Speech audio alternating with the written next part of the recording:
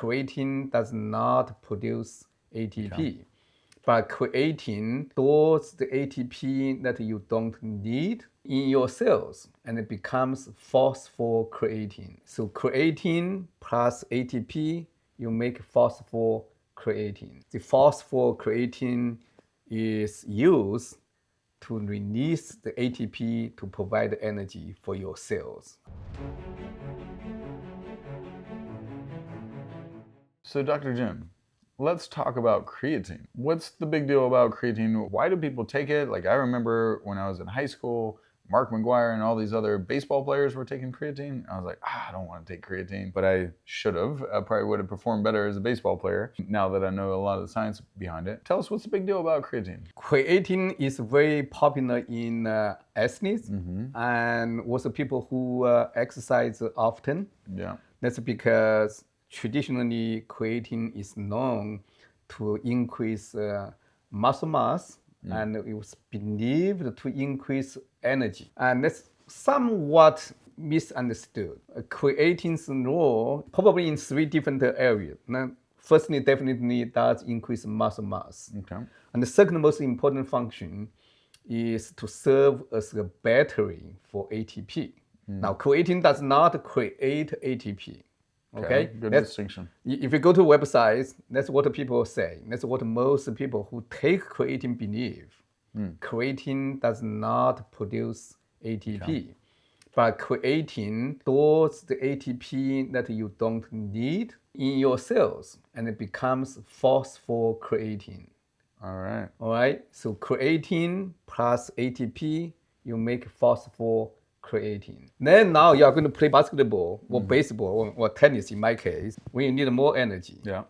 The phosphocreatine is used to release the ATP to provide energy for your cells.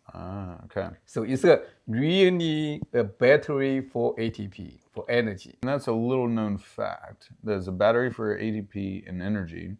So in other words, you can expand your energy because if your creatine levels goes up, now you have more energy, which is why it increases your stamina. If you don't have enough creatine, you are not able to store enough ATP. The ATP is wasted, can be made into fat and stored in otherwise. And the third function that is more recently discovered is the roles that creatine plays in the brain function. Yeah. The data are not abundant, but probably is related to increasing the energy that the brain acquires and also potentially increase even neuronal cell growth. So it improves the neurological functioning, which would make sense because if your brain's 2% of your body weight and uses 20% of your body's energy, so your brain now has a lot more storage readily available for use. So you're going to have less mental fatigue, less brain fog, less burnout.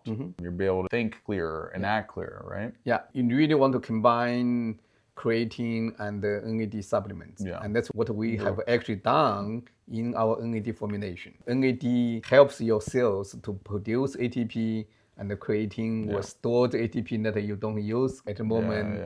And will give you ATP when you need it. It's a perfect combination. And I take it daily. Per your recommendation, I've noticed an increase in stamina. My wife and I, we don't get that afternoon crash. We can keep going till 7, 8, 9 o'clock at night pretty easily. I take it twice a day, every day, 365 days a year. Yeah. Without it, I cannot function. Yeah. Well, there you have it, guys. Check out some creatine. If you aren't taking it, add some creatine monohydrate to your daily supplement routine to extend your energy cycles, increase your stamina, increase your focus, and just feel better. Who doesn't want to feel better? Absolutely.